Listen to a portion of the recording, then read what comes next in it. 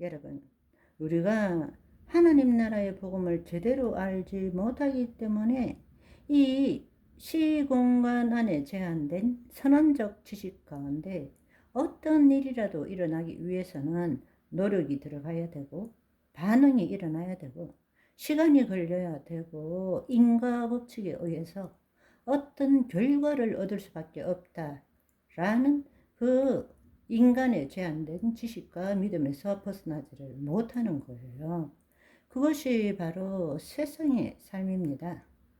주님이 우리에게 말씀하신 것은 그 세상의 삶에서 벗어나서 하나님 나라를 침노하라 라고 말씀하셨는데, 우리는 여전히 그 포로 수용소 안에서 열심히 최선을 다해서 간절히 끈질기게 신앙생활을 하는 것이 온전한 신앙생활이라고 착각하고 있는 것입니다.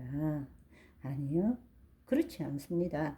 이제는 우리가 예수 그리스도 안에서 새로운 피조물로서 차원적인 삶을 살 줄 알아야 합니다. 더 이상 보이는 세계가 전부가 아니라, 마귀는 바로 우리로 하여금 보이는 세계가 전부인 것처럼 믿게 만드는 것이 마귀의 계략이라는 것입니다. 이제는 그 마귀의 시험에서 벗어나서 그리스도 안에서 하나님의 통치함을 받아야 합니다.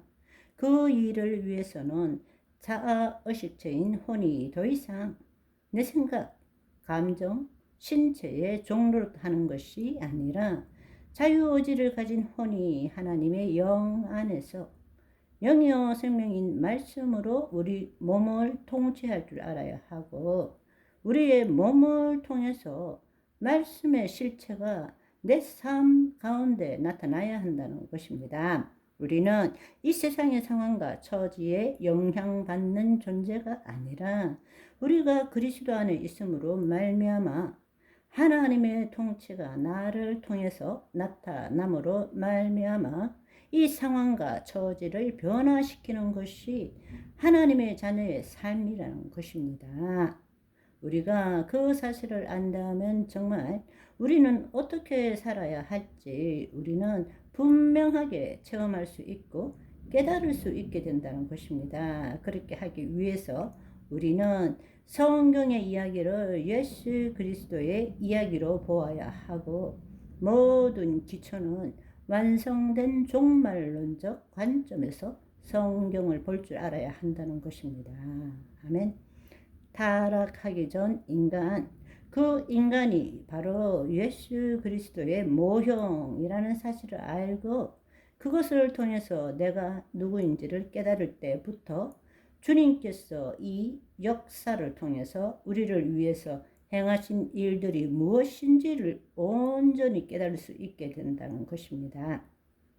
하나님 나라 관점에서 성경을 보게 되면 인간의 타락과 언약을 통한 구속의 관점으로 보는 것이 아니라 하나님의 사랑과 공의로 자녀들을 통해서 이루어 가시는 그분의 창조 목적을 보게 되는 것입니다. 내가 구원을 받는다, 제사함을 받고 구원을 받는다 라는 그 뜻이 아니라, 하나님은 한 번도 이 땅을, 자녀를, 창조 목적을 포기하신 적이 없기 때문에 그분의 창조 목적의 관점에서 성경을 볼 줄 알아야 한다는 것입니다. 아멘. 우리가 그 사실을 안다면 여러분 한번 생각해 보세요. 안타깝지만 마귀의 시험 속에 우리가 타락함으로써 하나님의 그 자녀를 통한 이 땅에서의 창조 목적이 이루어지지 못했습니다. 그럼에도 불구하고 하나님께서는 이 땅, 그리고 지으신 자녀와 창조 목적을 포기하지 않고 구약에서는 이스라엘이라는 예수 그리스도의 모형으로, 신약에서는 성육신하셔서 교회를 통해서 그 일을 계속적으로 이루어가고 있다라는 것입니다. 여러분, 한번 생각해 보시면 길고 긴 이야기를 다 할 수는 없지만 에덴 동산에서 쫓겨났어요. 우리는 죄를 지어서 쫓겨났다고 말하지만 사실은 그 뒤를 생각해 보면 노아의 홍수를 통해서 아브라함을 통해서, 모세를 통해서, 다윗을 통해서 해 나가신 모든 일이 뭔가 하면 이 땅에 생육하고 번성하게 만드신 것입니다. 우리가 죄를 지었음에도 불구하고 하나님은 그 사랑과 공의로 창조 목적을 계속적으로 이루어가고 계신다는 것입니다. 그 마지막이 지난번 말씀드린 것처럼 예수님께서 정말로 구원을 이루어간 자들의 몸을 부활시키시고 하나님의 친자녀로 만든 다음에 그들을 통해서 온 땅을 통치하게 하시고 그 나라를 하나님께 바치는 마지막 때가 온다는 것입니다. 그런데 우리는 계속적으로 마귀의 통치 안에 들어가서 하나님의 창조 목적을 잃어버리고 자신의 삶을 생존하기 위해서 살아가는 자, 그리고 하나님이 누구신지 알지 못하고 타락한 천상의 존재에 대해서 우상 숭배하는 자로, 다른 말로 하나님을 대적하는 자로서 계속적으로 살아온 것입니다.